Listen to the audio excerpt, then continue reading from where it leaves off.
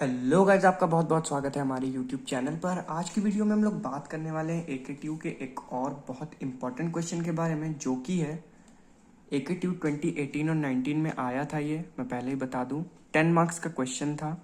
ठीक है, theory of automata हमारा सब्जेक्ट है। तो अगर हम इस क्वेश्चन की बात करें तो क्वेश्चन लिखा हुआ है, find the regular expression of given finite automata using Arden's theorem. Arden's theorem भी एक इंपॉर्टेंट टॉपिक है। ठीक है, तो उससे रिलेटेड क्वेश्चन आने के भी काफ़ी ज़्यादा चांसेस हैं। ऑलराइट, तो इस क्वेश्चन को आप लोग अच्छे से समझ लीजिए कि किस तरीके से ये इसका हम लोग रेगुलर एक्सप्रेशन डिज़ाइन करेंगे with the help of Arden's theorem. ठीक है, तो अब सबसे पहले तो सवाल ये आता है कि आर्डेंस थ्योरम क्या होता है। हो सकता है आप में से काफ़ी लोग ऐसे हों जिन्हें ना पता हो कि आर्डेंस थ्योरम क्या कहती है। तो उसके लिए मैं बता दूं, आर्डेंस थ्योरम हमारी कहती है कि जस्ट सपोज कोई दो हमारे पास रेगुलर एक्सप्रेशंस हैं P और Q।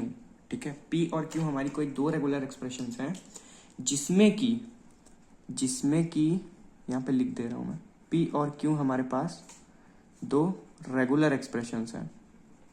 ठीक, कंडीशन ये होती है कि जो हमारी P है उसमें हमारा नल स्ट्रिंग इंक्लूड नहीं होना चाहिए। ठीक, Q में नल हो सकता है लेकिन P में नल स्ट्रिंग नहीं होना चाहिए। तो जब ये केस होगा कि हमारे पास P और Q दो रेगुलर एक्सप्रेशंस होंगी जिसमें कि हमारा P नल स्ट्रिंग नहीं होना चाहिए, तब एक इक्वेशन होती है R is equals to, I hope दिख रहा होगा आपको, एक इक्वेशन होती है R is equals to Q plus R P. ये हमारी इक्वेशन जो बनती है, इस इक्वेशन के अकॉर्डिंग हमारा जो सॉल्यूशन आएगा जब ये केस होगा कि P और Q गिवन हो। ठीक है, P और Q हो दो रेगुलर एक्सप्रेशन जिसमें कि Q एप्साइलन हो सकती है, यानी कि Q नल स्ट्रिंग हो सकती है लेकिन P नल स्ट्रिंग नहीं हो सकती। उस केस में इसका एक यूनिक सॉल्यूशन जनरेट होगा जो कि होगा R is equals to Q P asterisk के फॉर्म में। ठीक, R मतलब रेगुलर एक्सप्रेशन, QP भी हमारा रेगुलर एक्सप्रेशन। ठीक है, बस ये चीज़ कहती है हमारी आर्डेंस की थ्योरम। बाकी आर्डेंस की थ्योरम आप लोग देख लीजिएगा। आने के तो चांसेस कम है, स्टेटमेंट पूछ सकता है तो आप स्टेटमेंट बना के लिख दीजिएगा, तो कोई उसका इश्यू नहीं है। आप आई होप समझ में आ गया होगा। अगर स्टेटमेंट में बोलूँ तो मैं कि आप ऐसे कर सकते हो कि let P and Q be two regular expressions defined over any input alphabet sigma. ठीक है, where P does not contain any null string and Q could be a null string। ठीक है, या Q may be a null string, then R is equals to Q plus RP will generate a unique solution that will be given by R is equals to QP asterisk। यही कहती है हमारी Arden's की theorem. ठीक है, मैं लिख दे रहा हूं स्टेटमेंट, हो सकता है आप लोग भूल जाओ। तो ये रहा statement, let P and Q be two regular expressions defined over input alphabet sigma where P is not containing any null string, then R is equals to Q plus RP has a unique solution as R is equals to QP asterisk। ठीक है, तो ये होता है हमारा Arden's theorem. अब Arden's theorem आपको समझ आ गया, अब हम चलते हैं अपने एक्सप्रेशन की तरफ। तो ये रहा हमारा एक्सप्रेशन। हमें क्या करना है, इसको आर्डेंस थ्योरम की हेल्प से फाइनाइट ऑटोमेटा का हमें रेगुलर एक्सप्रेशन डिजाइन करना है। ठीक है, तो अब यहाँ पे आर्डेंस इक्वेशन क्या है, पहली तो हमें इस फॉर्म में बनाना होगा। अब इस फॉर्म में कैसे बनाते हैं वो मैं आप लोग को अभी सिखा रहा हूँ। ठीक है, तो ये रहा हमारा डायग्राम जो हमें गिवन था, मैंने नेक्स्ट पेज पे ड्रॉ कर लिया है। अब मैं आपको बताता हूँ कैसे हमें इक्वेशन बनानी है, किस फॉर्म में बनानी है हमें equation, R is equals to Q plus R P के फॉर्म में। ठीक, अभी हम इक्वेशन बनाएंगे तो वो इसी फॉर्म में आएंगी, आपको दिखेगा। ठीक है, कैसे बनता है, सबसे पहले हमें इनिशियल स्टेट से स्टार्ट करना है जो कि Q नॉट हमारा इनिशियल स्टेट है। क्या करना है, Q नॉट लिखना है, ये हो गया हमारा R। ठीक है, इज इक्वल्स टू, अब Q नॉट पे कौन कौन सा इनपुट आ रहा है, इस पे दो इनपुट आ रहे हैं, एक A आ रहा है और एक B आ रहा है। निकल रहे हैं जो इनपुट उनसे हमें कोई लेना देना नहीं, जो इनपुट ये रिसीव कर रहा है, एक A रिसीव कर रहा है, एक B रिसीव कर रहा है। अब हमें लिखना है A कहाँ से रिसीव कर रहा है, Q2 से A रिसीव कर रहा है तो Q2 डॉट A। B कहाँ से रिसीव कर रहा है, प्लस लगाएंगे Q नॉट डॉट B, क्योंकि Q नॉट से ही रिसीव कर रहा है तो Q नॉट डॉट B। ये हो गई हमारी इक्वेशन 1। अब आप देखो R is equals to Q plus R P के फॉर्म में आया है। R इज इक्वल्स टू ये Q हो गया, ये R हो गया, डॉट P हो गया, इसी फॉर्म में ना। इसी तरीके से हम लोग Q1 और Q2 के लिए भी बनाएंगे। अगर आपको Q0 समझ आया हो तो अब आप वीडियो पॉज करके Q1 और Q2 के लिए एक बार खुद से ट्राई कर सकते हो, फिर मेरे से मैच करा सकते हो। तो आई होप आप लोगों ने ट्राई कर लिया होगा। तो अभी हम लोग क्या करते हैं, Q1 के लिए देखते हैं। Q1 के लिए क्या होगा, Q1 B से रिसीव कर रहा है, तो इसको चलो बाद में, पहले A के लिए चेक करते हैं। A कहाँ से आ रहा है, A Q0 से आ रहा है, तो Q0 dot A plus Q1 dot B। I hope आप लोग का सही आया होगा अगर ट्राई किया है जिसने भी। फिर Q2 के लिए, Q2 पे A Q1 से आ रहा है, Q1 dot A plus B कहाँ से आ रहा है, Q2 से आ रहा है, Q2 डॉट B। ये हो गई इक्वेशन थर्ड। ठीक है, 3 इक्वेशन बन गई हमारे पास। अब हमें क्या करना है, अब हमें यहाँ पे हमें पता है, क्या पता है कि R की वैल्यू क्या है, Q0, Q की वैल्यू क्या है, इसमें Q की वैल्यू क्या है, Q2 डॉट A, और P की वैल्यू क्या है, B। ठीक, ये चीज़ हमें पता है इसमें। उसी तरीके से इनके लिए भी लिख लेंगे। R की वैल्यू हमारी यहाँ पे क्या है, Q1, यहाँ पे Q2। फिर Q की वैल्यू दोनों के लिए, Q क्या है इसमें, Q0 dot A, Q0 dot A, यहाँ पे Q1 डॉट A, फिर P तीनों में ही B है, तो P equal B, P equal B। ठीक है, हमें इनकी वैल्यूज पता चल गई। अब आर्डेंस थ्योरम का गेम होगा। क्या होगा, हमें पता था कि जब भी R is equals to Q plus RP के फॉर्म में हमारी इक्वेशन आएंगी, जहां पे Q तो एप्सिलॉन हो सकता है या फिर ना हो तभी भी कोई दिक्कत नहीं है, लेकिन P हमारा एप्सिलॉन नहीं हो सकता। तो P एप्सिलॉन नहीं है, P में वैल्यू है B। ठीक है, P की वैल्यू है हमारे पास B। अब तो एक मैंने बहुत छोटी सी चीज़ जो मिस कर दी है वो ये है कि जब इनिशियल स्टेट पे हम लोग थे, ठीक है, तो ये एक एरो यहाँ पे दिखाया गया था। इनिशियल स्टेट पे जब भी होंगे हम, तो यहाँ पे A और B तो रिसीव होगा, लेकिन साथ में एक एप्सिलॉन भी रिसीव होता है हमेशा। ठीक है, ये चीज़ याद रखना, एप्सिलॉन हमेशा रिसीव होता है इनिशियल स्टेट पे, और किसी स्टेट पे नहीं होगा अगर गिवन नहीं है तो। अगर गिवन नहीं है तो इनिशियल स्टेट पे एप्सिलॉन होता है। अब एप्सिलॉन लिखते इसलिए नहीं है क्योंकि वो अंडरस्टूड होता है कि एप्सिलॉन हो या ना हो उससे कोई फर्क नहीं पड़ता, लेकिन जब हम आर्डेंस इक्वेशन की बात करेंगे तब एप्सिलॉन से फर्क पड़ सकता है, इसलिए हम एप्सिलॉन को लिख ले रहे हैं। ठीक है, तो Q0 पे Q2A मिला, Q0 B मिला, प्लस एप्सिलॉन किसी अननोन सोर्स से है तो हमें पता नहीं, तो हम एप्सिलॉन लिख ले रहे हैं। ठीक, कोई दिक्कत, आई होप कोई प्रॉब्लम नहीं होगा। ठीक है, बाकी R is equals to Q0 हमें पता है, Q is equals to Q2 dot A पता है। अब आप बोलोगे कि Q एप्सिलॉन हो सकता है तो हम इसको भी लिख रहे हैं।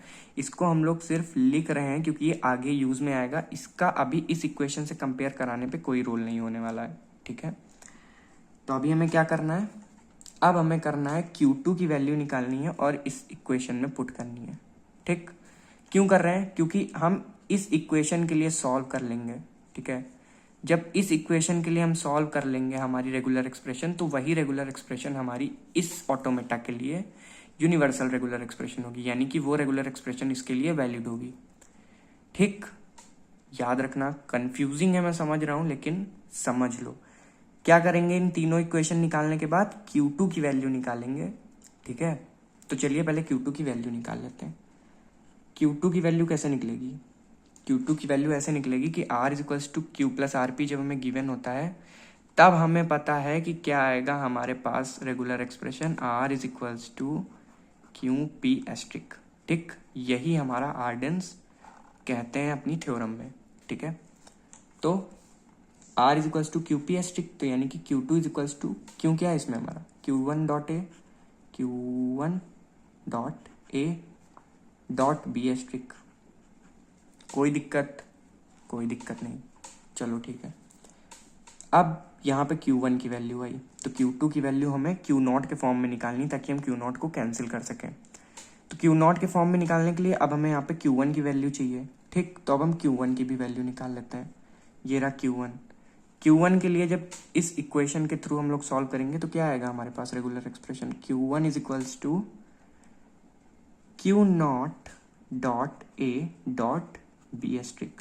क्यों हमारा क्यू नॉट ए है, और बी है हमारा पी, तो क्यू पी एस्ट्रिक यानी Q naught A dot B asterisk. ठीक, अब ये वैल्यू हम उठा के Q1 में रख दें। ठीक, पुट करते हैं वैल्यू, देखते हैं क्या होता है। Q2 हो जाएगा अब हमारा Q naught dot A dot B asterisk dot A dot B asterisk. कोई दिक्कत नहीं है। ठीक है, अब हम Q2 की वैल्यू, हम इसको मान लेते हैं हमारी इक्वेशन 4 है। Q2 की वैल्यू उठा के हम लोग पुट करेंगे इस इक्वेशन में। ठीक है, जो इनिशियल स्टेट की हमारी इक्वेशन बनी थी, इसमें जब हम Q2 की वैल्यू रखेंगे तो क्या आएगा, Q naught is equals to Q naught dot A dot B asterisk dot A dot B asterisk plus Q naught dot B plus epsilon. ठीक है, ये इक्वेशन आ गई हमारी, इतनी बात समझ आई। ठीक है, तो क्या आ गया हमारा Q नॉट इक्वल, देखो कैसे वैल्यू रखी हमने, Q2 की वैल्यू यहाँ पुट कर दी। ठीक है, Q2 की वैल्यू जब यहाँ पुट करेंगे तो क्या आएगा, Q naught A B asterisk dot A, ये वाला डॉट है, ये भी लिखेंगे, भूलना नहीं है मेरी तरह। ठीक है, plus Q naught dot B plus epsilon. ठीक है, ये इसको हम मान लेते हैं हमारी इक्वेशन 5 है। इसको हम लोग सर्कल कर लेते हैं, स्क्वायर कर देते हैं, रेक्टेंगल कर देते हैं, जो समझना है समझो।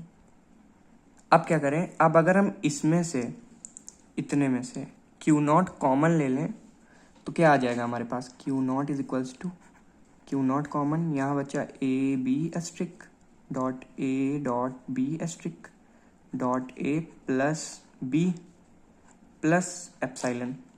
ठीक, अब इसको आप कंपेयर कराओ R is equals to Q plus R P से। ठीक, R क्या है, Q नॉट, P क्या हो गया, ये हमारा हो गया P, और Q क्या हो गया, एप्सिलॉन। Q एप्सिलॉन हो सकता है, इसीलिए हमने वहाँ पे एप्सिलॉन ले लिया था, ताकि लास्ट में जब हम कंपेयर कराएं तो आप इस चीज़ को लेके कंफ्यूज ना हो जाओ कि Q की वैल्यू तो यहाँ पे कुछ है नहीं, तब क्या करेंगे, ज़ीरो रख देंगे या फिर कुछ भी रख सकते हो। ठीक है, तो ज़ीरो हम ऑटोमेटा के केस में नहीं लेते हैं, हम एप्सिलॉन ले लेते हैं। ऑलराइट, इसीलिए मैंने वहाँ पे करा दिया था। आप नहीं लिखोगे तो एंड में जब आप कंपेयर कराओगे तो Q की वैल्यू ज़ीरो आ जाएगी, बस इतना डिफरेंस आएगा, और कोई डिफरेंस नहीं होने वाला। ठीक है, लो या ना लो आपकी मर्जी है। अब इससे कंपेयर कराई जब हमने इसको, तो हमारे पास R क्या आया, Q नॉट, Q क्या आया, एप्सिलॉन, जो कि वैलिड है, हो सकता है। P की वैल्यू क्या आई, A B asterisk dot A dot B asterisk dot A plus B. ठीक, और हमें पता है कि रेगुलर एक्सप्रेशन क्या होती है, रेगुलर एक्सप्रेशन हमारी क्या होती है, क्यू पी एस्ट्रिक। क्यों क्या है, एप्सिलॉन को चाहे जिससे मल्टीप्लाई कराओ वही आएगा, इसीलिए मैं ज़ीरो नहीं ले रहा हूँ, क्योंकि ज़ीरो आप मल्टीप्लाई कराओगे फिर बोलोगे आप ज़ीरो क्यों नहीं आ रहा। तो ऑटोमेटा के केस में एप्सिलॉन लेते हैं ताकि हमारा एप्सिलॉन से मल्टीप्लाई कराने पर सेम नंबर आ जाए। पता है ना ये चीज़ आपको, कि जैसे फॉर एग्जाम्पल कोई इनपुट सिंबल ए है तो उसको जब भी हम एप्सिलॉन से मल्टीप्लाई कराएंगे तो ए आएगा। ठीक, एप्सिलॉन को एप्सिलॉन से मल्टीप्लाई कराएंगे तो एप्सिलॉन आएगा। स्क्वायर नहीं लगाना, ये मैथ्स नहीं है, इतनी चीज़ आपको पता होनी चाहिए। वैसे तो अगर मेरी बेसिक पुरानी वीडियोस आपने देखी होंगी तो आपको इतना समझ आ चुका होगा। बाकी जो हमारे नए व्यूअर्स हैं उनके लिए मैं बता दूं कि एप्सिलॉन इनटू कोई भी स्ट्रिंग से आप उसको मल्टीप्लाई करोगे तो वो सेम स्ट्रिंग आ जाएगी। ठीक है, तो R is equals to Q P asterisk के फॉर्म में हम लोग का रिजल्ट आएगा। तो हमारा रेगुलर एक्सप्रेशन क्या आएगा, अगर मैं यहीं पे लिखूं तो हमारा R इज इक्वल्स टू हो जाएगा एप्सिलॉन डॉट, एप्सिलॉन का कोई मीनिंग नहीं है, यानी कि ये हो जाएगा A B asterisk dot A B asterisk dot A plus B का एस्ट्रिक। ये आ गई हमारी रेगुलर एक्सप्रेशन आपके गिवन ऑटोमेटा के लिए। थोड़ा सा लेंदी है, थोड़ा सा कंफ्यूजिंग भी है, लेकिन आप एक दो क्वेश्चन ट्राई करोगे तो आपको समझ आ जाएगा कि किस तरीके से करना है। बाकी आप इस क्वेश्चन की भी अगर अच्छे से प्रैक्टिस कर लोगे और एग्जाम टाइम में एक बार देख के चले जाओगे तो आप एग्जाम में कर ले जाओगे, मुझे पता है। ठीक है, ईजी है, ज़्यादा डिफिकल्ट नहीं है, हाँ कंफ्यूजिंग है थोड़ा सा, लेकिन ठीक है, मैंने कोशिश की है कि आपको समझ में आ जाए। तो यही हमारा फाइनल रिजल्ट होने वाला है। आपको चेक करना हो तो आप चेक भी कर सकते हो ऑटोमेटा में रख के, इस वैल्यू के थ्रू आप ऑटोमेटा एक जनरेट कर लो, इस रेगुलर एक्सप्रेशन को ऑटोमेटा में कन्वर्ट कर लो। आप जब कन्वर्ट करोगे तो आप देखोगे कि जो ऑटोमेटा आपका आया है वही सेम ऑटोमेटा क्वेश्चन में भी गिवन था। ठीक है, तो आई होप आपको वीडियो समझ आया होगा। अगर चैनल पर नए हो तो सब्सक्राइब कर दो, और अगर आपने मेरी प्रीवियस ईयर की प्लेलिस्ट नहीं विजिट की है तो आप जाके विजिट कर लो, डिस्क्रिप्शन बॉक्स में लिंक मिल जाएगा। वहाँ पे हमने काफ़ी सारे ऑटोमेटा के प्रीवियस ईयर के क्वेश्चन डिस्कस किए हुए हैं टॉपिक वाइज। तो I hope all the best for the exams. Thank you so much for watching the video.